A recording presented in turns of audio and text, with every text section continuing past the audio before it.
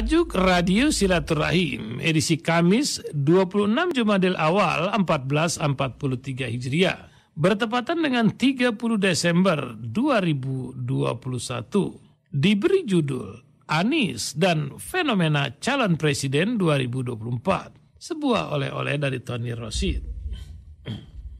Upaya untuk membentuk opini bahwa Anies gagal memimpin DKI dilakukan secara sistemik, terstruktur, dan masif. Sistemik karena dilakukan dengan terencana dan menggunakan berbagai strategi. Terstruktur karena dilakukan melalui semua akses struktural yang dimiliki. Masif karena upayanya terus-menerus dengan semua cara dan tidak kenal lelah. Ada dua pertanyaan terkait penjegalan terhadap Anies. Pertama, apa motif dan tujuan menjegal Anies? Ini sekaligus berkaitan dengan siapa penjegal Anies tersebut. Kedua, bagaimana cara menjegal Anies? Tujuan menjegal Anies yang pertama, punya motif politik. Intinya, Anies nggak boleh jadi presiden.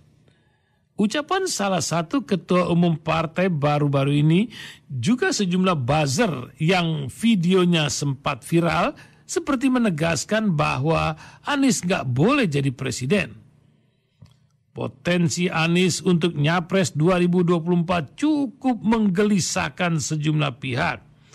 Mereka tidak menerima Anies karena Anies diyakini dapat menggeser kekuasaan yang selama ini mereka nikmati.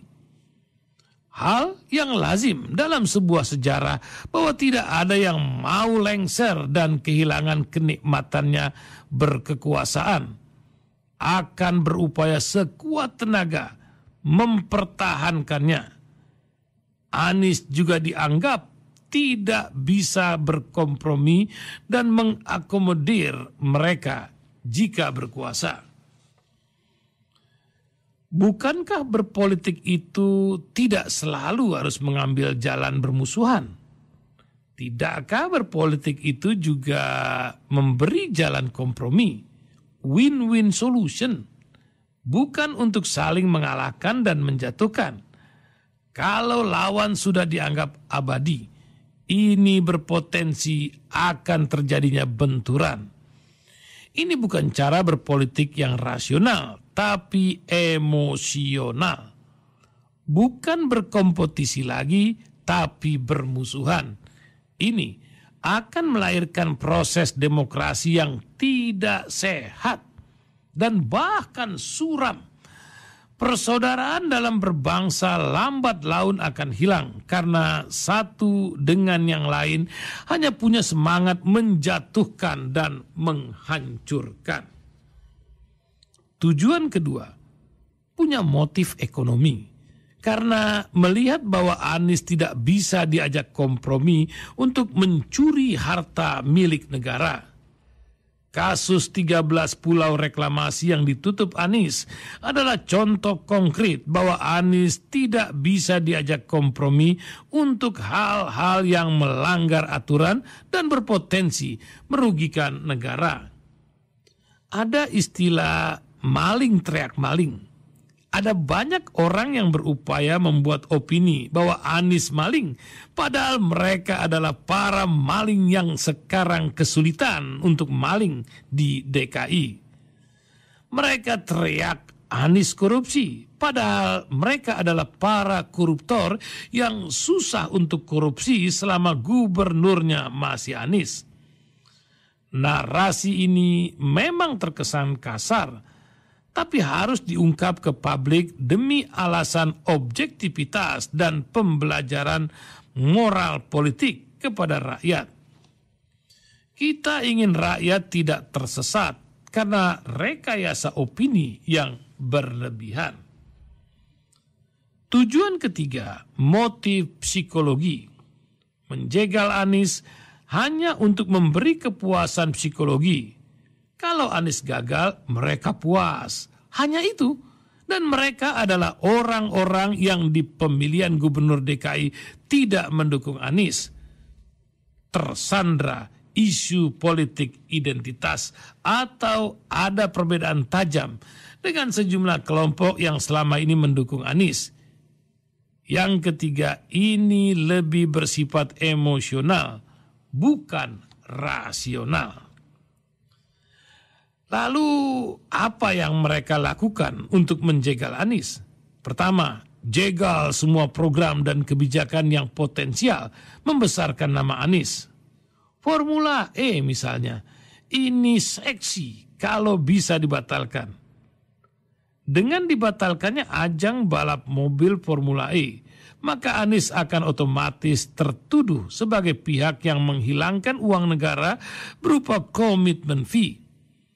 Ajang balap mobil Formula E batal, Anies akan jadi bulan-bulanan dan pusat tuduhan. Pokoknya Anies tidak boleh sukses dan benar di mata publik. Apapun hasil kerja Anies, harus ada narasi kontra.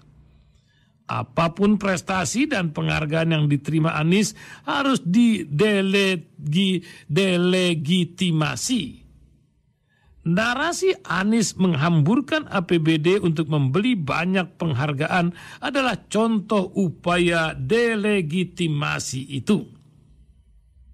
Lalu mereka yang punya akses hukum akan menggunakan jalur hukum untuk terus mencari celah kesalahan yang bisa mempidanakan Anies.